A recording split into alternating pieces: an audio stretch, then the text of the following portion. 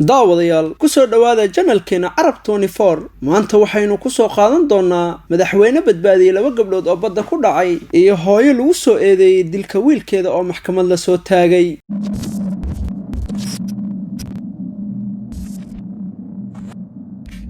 madaxweynaha waddanka Portugal Marcelo Rebelo de Sousa ayaa badbaadiyay laba haween ah oo dhibaato kala kulmay badweynta kadib markii ay la qalibantay doon yar oo ay saarnaayeen. Marcelo Rebelo de Sousa oo 71 jir ayaa sabtidii la soo sawiray isagoo u dabaalanaya dhinaca doonta gabdhaha la qalibantay xilli ay halis ugu jireen inay biyaha ku haftaan. markii dambe ayuu saxaafadda u sheegay in haweenkaas uu hir ka soo qaaday meel kale. madaxweyne Rebelo de Sousa ayaa hadda ku damaashaadaya gobolka Algarve wuxuuna booqashooyin kala duwan ku marayay dalkaas si uu u dhiirigeliyo dadka dalxiisayaasha ah. dhaqaalaha waddanka Portugal intiisa badan ayaa ku tiirsan dalxiiska kaas oo saameyn ba'an ku yeesha cudurka safmarka ah ee coronavirus.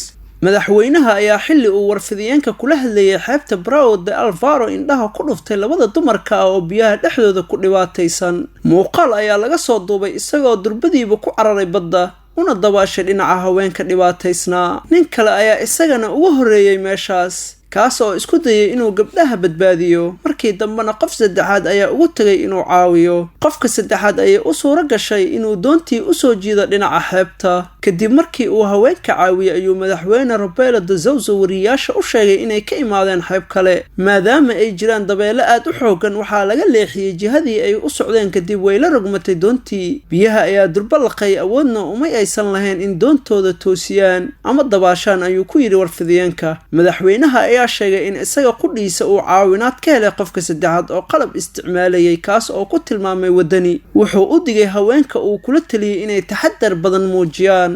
sida laga soo xigtay warbaahinta 20 Minutes madaxweynaha ayaa gobolo dhowr ah booqanaya si uu dalxiisayaasha kale u xiiso geliyo. Portugal ayaan ku jirin liiska wadamada ay dowladda UK ka reebtay in karantiilka la geliyo dadka ka yimaada. waddankan ayaa caan ku ah in dalka reer Britain dalxiis u doontaan sanad walba. waxaa booqda in ka badan 3 milyan oo reer UK ah. dadka Britain u dhashay ee gobolka Algarve dalxiis ku taga ayaa ka badan waddan kasta oo kale dadkiisa. markaana hooyo lagu soo eedeeyay dilka wiilkeeda oo maxkamad la soo taagay.